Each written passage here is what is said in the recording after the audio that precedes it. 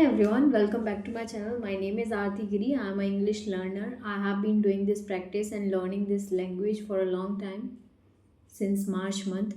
And in this video, I'm going to revise prepositions. मुझे खुद नहीं आते हैं, मैं खुद बुक से रिवाइज कर रही हूँ, लेकिन मैं डबल टाइम नहीं दे सकती, रिकॉर्ड भी नहीं कर सकती अलग से और प्रैक्टिस भी नहीं कर सकती अलग से, तो इसलिए सोचा एक ही बार में कर लेती हूँ। आज बहुत सिर दर्द हो रहा है लेकिन करना है क्योंकि टाइम नहीं है। चलो ठीक है। सबसे पहला प्रपोजिशन है ऑन। ऑन का मतलब होता है पर। ये कहाँ कहाँ यूज़ होता है? पहला, जब हम बोलते हैं किसी डेट के बारे में, किसी फेस्टिवल के बारे में, या किसी सरफेस के ऊपर, या फिर डे। एग्जाम्पल देने वाली हूँ मैं, जैसे I will meet you on Tuesday, तो डे से पहले आ जाता है I will meet you on Tuesday. Date, I celebrate my birthday on 15th January. On 15th, date से पहले और डे से पहले। Festival, we go to our village on every Diwali, festival से पहले। Surface, the books are on the table, on the table. समझ गए? 4 जगह ऑन का यूज़ होता है। मुझे पता है जब हम रियल लाइफ में यूज़ करते हैं ना, तब हम इतना ध्यान भी नहीं देते कि कहाँ कहाँ यूज़ कर रहे हैं, क्योंकि आदत में इतना ज़्यादा आ जाता है। फिर भी कंक्लूड करती हूँ, डे से पहले, डेट से पहले, फेस्टिवल से पहले और सरफेस के ऊपर, वहाँ ऑन का यूज़ होता है। सेकंड जो हमारा है, ऑन का मतलब भी पर होता है और एट का मतलब भी पर होता है। सेकंड प्रेपोजिशन है एट, जिसका मतलब है पर। टाइम, स्पेसिफिक प्लेस और छोटी जगहों के लिए एट का इस्तेमाल किया जाता है। टाइम, ये तो पता ही आपको, he gets up at 5 o'clock, at 5 o'clock, time से पहले। स्पेसिफिक प्लेस, जब कोई सटीक जगह है, जैसे कि मैं I am at the Vijay square, सटीक एग्जैक्ट लोकेशन है, तब हम बोलते हैं I am at this place. Okay. दूसरा, एक बहुत ही छोटी जगह, स्मॉल प्लेस, बड़ी जगह के अंदर जब छोटी जगह की बात करते हैं, जैसे कि आई लिव इन दिल्ली, इन दिल्ली, क्योंकि दिल्ली बड़ी place, I live in Delhi, कहाँ पर? एट चांदनी स्क्वायर, एट चांदनी स्क्वायर, एक छोटी जगह जो कि बहुत बड़े शहर में है, वहाँ पर। या स्पेसिफिक जो भी आपकी सटीक प्लेस है, जैसे कि एट विजय स्क्वायर, वो, और टाइम से पहले at 5 o'clock, at 9 o'clock, like this.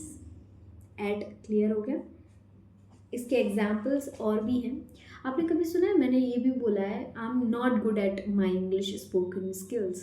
Eight skills, जब मैं अपनी स्किल्स की बात करती हूँ तब मैं वहाँ एट का यूज़ करती हूँ, तो ये आपको भी याद रखना है कि एट का यूज़ कैसे होता है। जैसे I am good at French language, I am good at English language, he is good at cricket, cricket खेलना भी एक स्किल है, तो स्किल से, स्किल के बारे में जब बताते हैं तो उसके साथ एट का यूज़ होता है, याद रखना, ठीक है।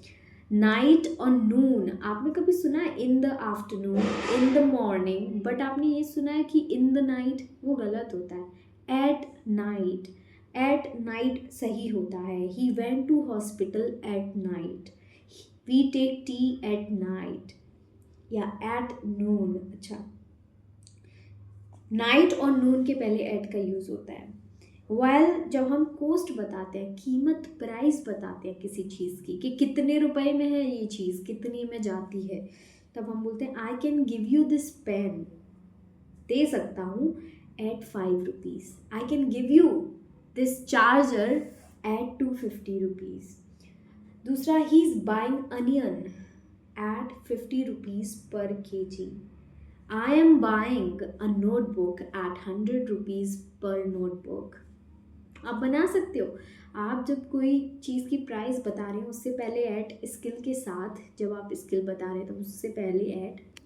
दूसरा, टाइम से पहले एट, एक छोटी सी जगह है, कोई स्पेसिफिक जगह है, तो उनके साथ एट। क्लियर है? आगे बढ़ते हैं। इन मतलब क्या होता है? एक बड़ी विशाल जगह, उसके अंदर हम बात कर रहे हैं, मतलब अंदर की तरफ। या फिर बोलते हैं कि इस घर में, तो इन द हाउस, तो मैं या अंदर इसका मतलब होता है हिंदी में। जैसे कि एक साल में, एक महीने में, तो वहाँ जैसे कि I will go to Delhi, मैं जाऊँगा इन 2025, 2025 में जाऊँगा। तो इन मंथ, इन ईयर, जैसे कि ही सेलिब्रेट्स हिज बर्थडे इन मई के महीने में। सो नेक्स्ट इज, जब हमें बोलना हो the students are in the class, किसी चीज़ के अंदर हैं, तो उसके लिए big place, I live in Bharat, I live in Delhi, लेकिन अगर छोटी जगह है तो वहाँ एट आ जाता है, ठीक है। Big place, I live in India. Day parts, आपने नोटिस किया है, इवनिंग हो गया, मॉर्निंग हो गया, इनके साथ इनका यूज़ किया जाता है। जैसे कि I will see you in the evening, I will see you in the morning, in the morning, but रात के लिए एट नाइट आएगा, या नून के साथ एट आएगा, याद रखना, ठीक है। आसान है, बिल्कुल आपके लिए आसान है। नेक्स्ट इनटू, देखो इन का मतलब भी मैं या अंदर होता है, लेकिन इनटू की जब बात करते हैं तो वो चीज़ जिसके अंदर की बात कर रहे हैं वो मूव कर रही होती है, के अंदर, और मैं मतलब वही है लेकिन वो चीज़ मोशन में होती है, वो मूव कर रही होती है। एग्जाम्पल, जब कोई एक वस्तु गतिशील अवस्था में दूसरी वस्तु के अंदर प्रवेश करती है, जैसे कि कोई ट्रेन है उसके अंदर मैं जा रही हूँ, अरे यार, मैं क्या बोल रही थी, जब किसी एक चीज़ के अंदर हम एक मोशन में, जैसे कि मान लो कप के अंदर चाय डालना, I am pouring T in the cup, तो टी जो है वो मूव करके ही जा रही है ना एक चीज़ के अंदर। दूसरा कि नदी में जंप लगाना, in the river, I am jumping into the river, तो रिवर तो वही है लेकिन हम उसके अंदर जंप करके जा रहे हैं, तो वहाँ इनटू आ गया, समझ रहे हो आप, ठीक है। दूसरा, आपने कभी सुना है कि we can convert this into this product, आपने सुना होगा, जब एक चीज़ को दूसरी चीज़ में कन्वर्ट करते हैं तब वहाँ इनटू का इस्तेमाल किया जाता है। इनटू का बहुत आसान है, आप याद रख सकते हो। इनसाइड, इस इनसाइड मतलब तो आपको पता ही होगा कि अंदर, अंदर की ओर, अंदर की ओर। इसके लिए तो मुझे लगता है कोई स्पेसिफिक नहीं है, जब हमें बोलना है, मैं कुछ हिंदी के सेंटेंस बोलती हूँ उसको इंग्लिश में बनाएंगे, ठीक है। वे स्कूल कैंपस के अंदर खड़े हैं, कैंपस के अंदर है, they are standing inside the school campus. दूसरा, प्लीज कम इनसाइड, अंदर आइए।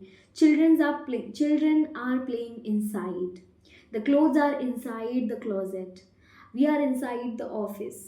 तो इनसाइड मतलब अंदर की ओर जब बात आती है सेंटेंस में।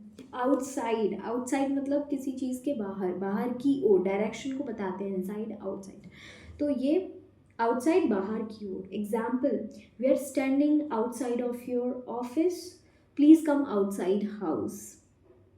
दूसरा, I am outside of your office, ठीक है। There was no one outside, बाहर कोई नहीं था। We live in the big house outside the country या सिटी, जो भी है। आपको मैंने एक बार बताया था, पता नहीं याद होगा कि नहीं, ओ एफ, इसका मतलब होता है से, ये की का की उस सेंस में यूज़ होता है। लेकिन ओ डबल एफ, इसका मतलब होता है आप किसी चीज़ को सतह से दूर कर रहे हैं, और बहुत ज़्यादा यूज़ होता है इंग्लिश स्पोकन में ये। Of, of, dust of from the window, तो आप समझ रहे हो, डस्ट ऑफ मतलब डस्ट को झाड़ दो, दूर कर दो विंडो से, या फिर झाड़ते हैं तो दूर ही हो जाती है डस्ट। तो वैसे बहुत बहुत बार यूज़ होता है, तो आप समझ लो ओ डबल एफ मतलब किसी सरफेस से आप किसी चीज़ को दूर कर रहे हैं। Example, the monkey jumped of the tree, पेड़ से कूदा, पेड़ से वो चीज़ अलग हो रही है, बंदर दूर जा रहा है, तो ऑफ आएगा वहाँ। The monkey jumped of the tree. Keep of my mobile, keep of the my mobile, मेरे मोबाइल से दूर रहो, keep of the my mobile, ठीक है। ओके, ये नया है, मैं नहीं बोल सकती इसको, ये बहुत ऑकवर्ड लग रहा है बोलने में, keep of the my mobile, how is it possible. जब हम देखते हैं ना कि किसी व्हीकल से हम उतर रहे हैं, जैसे कार से उतर रहे हैं, तब हम बोलते हैं गेट ऑफ द कार। अंदर जाते हैं तब बोलते हैं get in the car, but अगर उस कार से नीचे उतर रहे हैं तो क्या बोलेंगे, गेट ऑफ द कार। अब कार से भी तो दूर ही जा रहे हैं ना, तो वहाँ ऑफ यूज़ कर सकते हैं, नो प्रॉब्लम, ठीक है। इसका जैसे कि he is wiping the dust of the screen, he is wiping the dust of the screen, या फिर move the glass of the table, glass को हटा लो टेबल से। ओ एफ, अब बात करते हैं ओ एफ का, की के, ये रिलेशन को एग्जैक्ट तरीके से शो करता है। इसके बारे में बहुत ही आसान है, ये एक तरीके का रिलेशन क्रिएट करता है, किसी एक चीज़ को दूसरी चीज़ से कनेक्ट करता है। Example, people of India are great. India के लोग, तो कनेक्ट कर दिया के, तो वहाँ ऑफ आएगा, people of India are great.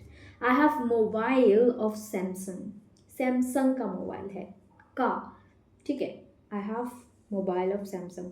One of my friend has a car, मेरे किसी बहुत, जब ग्रुप में से किसी एक की बात करते हैं, जैसे कि one of my friend is so good, तो आप बना सकते हैं, so one of my friend has a car, और one of my student got selected in army. ठीक है, नेक्स्ट। बहुत सारे हैं, एक वीडियो में तो नहीं हो पाएगा, लेट मी सी, 1 सेकेंड।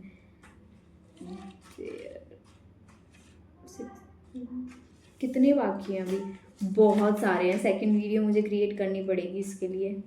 अभी हम एक एक ले लेते हैं, फ्रॉम, ठीक है, ये यूज़फुल है।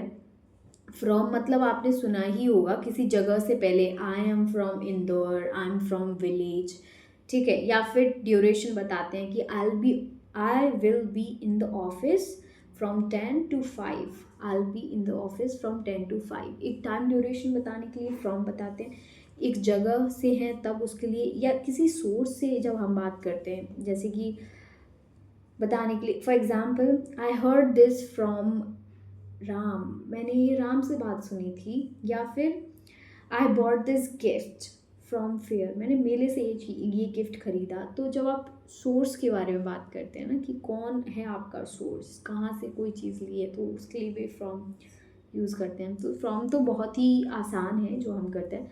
तो इस वीडियो को यहीं करते हैं एंड मैं सेकंड वीडियो भी रिकॉर्ड करूँगी, उसको भी डाल दूँगी शाम तक।